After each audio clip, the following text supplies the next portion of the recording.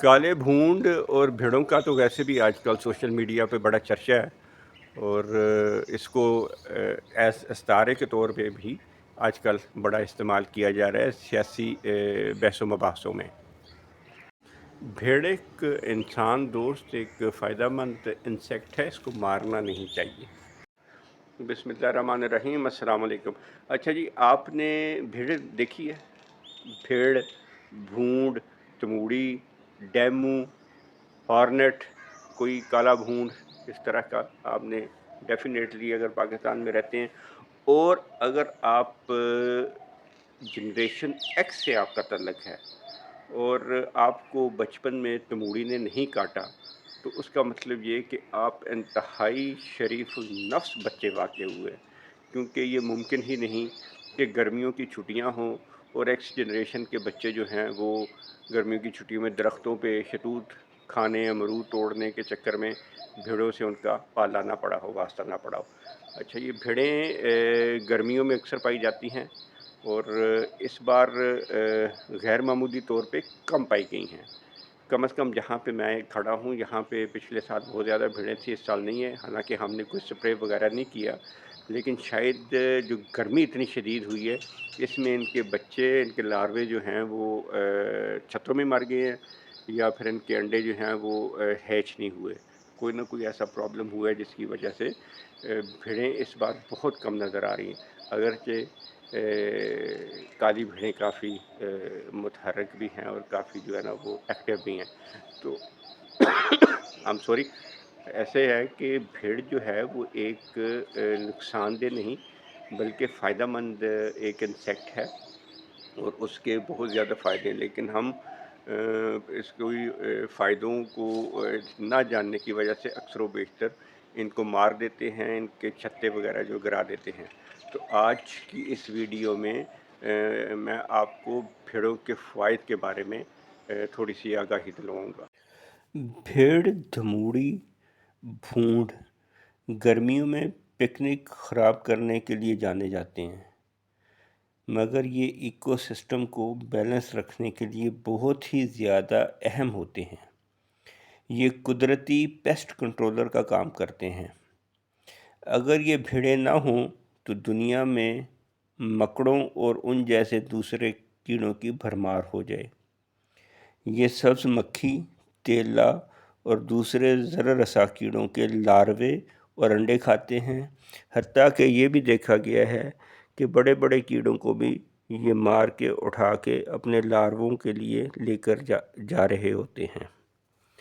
اچھا، جو کالا بھونڈ ہوتا ہے جس کا آج کل سوشل میڈیا پہ بہت چرچا ہے اور ایک استعارے کے طور پہ بھی استعمال کیا جاتا ہے، اور خاص طور پہ وہ والا کالا بھونڈ جس کا تعلق امریکہ یعنی لاطینی امریکہ کے ملک برازیل سے ہو، اس کے زہر کو سائنسدانوں نے تجرباتی طور پہ چوہوں میں کینسر کے علاج کے لیے استعمال کیا، تو یہ دیکھا گیا کہ حیرت انگیز طور پہ چوہوں میں کینسر کے سیل جو ہے وہ مر گئے۔ تاہم انسانوں میں علاج کے لیے اس کے استعمال میں ابھی شاید مزید پیش رفت کی ضرورت ہے۔ اچھا، یہ آپ نے دیکھا ہوگا کہ اپنے چھتے بلند جگہوں پہ بناتے ہیں جن میں چھتیں ہوتی ہیں بڑی اونچی اونچی، پرانی چمنیاں، بڑے پرانے درخت، جن پہ ایک جو پیلے والا ہے وہ چھتا بناتا ہے، اور جو براؤن اور پیلے رنگ کا، دو رنگ کا ہوتا ہے، ڈیمو جس کو کہتے ہیں، وہ ایک گھڑا نما بہت بڑا جو ہے نا وہ چھتا بناتا ہے، وہ بڑے کسی بلڈنگ، پرانی بلڈنگ پہ یا درخت کے اوپر، اور اگر کوئی ان کے قریب جائے تو یہ اس کے اوپر حملہ آور پوری کالونی ہو جاتی ہے، اور اگر اس کو چھیڑ دیا جائے یا اس کو توڑ دیا جائے تو پھر اللہ حافظ ہوتا ہے۔ یہ فصلوں اور پودوں کے لیے نقصان دہ کیڑے جو ہیں ان کو مارنے کے ساتھ ساتھ یہ پولینیٹر کا بھی کام کرتے ہیں۔ سائنسدانوں کے بقول اگر دنیا سے شہد کی مکھی اور بھیڑیں ان کا خاتمہ ہو جائے تو شاید دنیا میں قحط پڑ جائے یا غذا کی کمی ہو جائے۔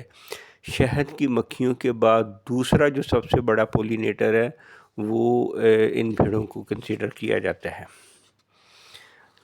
ان بھیڑوں کی جو سونگھنے کی صلاحیت ہے یہ بہت تیز ہے، ان کی جو قوت شامہ اس کو کہتے ہیں وہ بہت تیز ہے، لیکن ان کو پیپرمنٹ، اسپیئرمنٹ، نیازبو، سفیدہ، لونگ، جرینیم، تھائم، بے لیف اور لیمن گراس کی خوشبو بالکل پسند نہیں ہے۔ اگر آپ ان کو بھگانا چاہتے ہیں تو یہ پودے لگا لیں، یہ نہیں آئیں گے آپ کے لان میں، آپ کے پاس نہیں آئیں گے۔ اچھا، لیکن کا جو سب سے بڑا نقصان وہ یہ ہے، انگور کے باغات میں یہ کافی نقصان کرتے ہیں۔ وہاں پہ یہ جب پھل انگور کا پک جاتا ہے تو یہ اس کا رس چوستے ہیں جا کے، اس سے ایک تو پھل ضائع ہوتا ہے، اور پھر جو پھل بچ جاتا ہے اس کو یہ کیونکہ رس چوستے ہیں، ڈنگ مارتے ہیں تو اس کو داغدار کر دیتے ہیں، تو اس کی کمرشل ویلیو جو ہے وہ کم ہو جاتی ہے۔ ان کو بھگانے کے لیے زرعی ادویات کی بجائے اگر سرکہ، دار چینی، کافی اور کھیرے کے ٹکڑے پانی میں مکس کر کے، یہ پانی میں ڈال کے ان کا سپرے کیا جائے تو یہ بھاگ جائیں گے اور اس جگہ پہ نہیں آئیں گے۔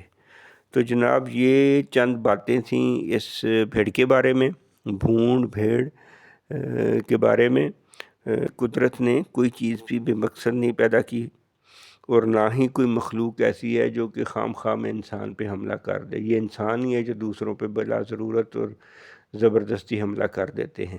باقی دفاع کا حق تو ہر ایک کو حاصل ہے، لہٰذا ہمیں کوشش کرنی چاہیے کہ اپنے لان میں یا اپنے گھر میں کہیں ایک کونے میں اگر ان کا چھتا لگا ہوا ہے تو اس کو، اگر وہ آپ کو واقعی ڈسٹرب نہیں کر رہا ہے اور وہ سائیڈ پہ ہے تو اس کو لگا رہنے دے، تاکہ آپ کا جو ایک پیسٹ کنٹرول ہے قدرتی، وہ ایک سائیکل چلتا رہے۔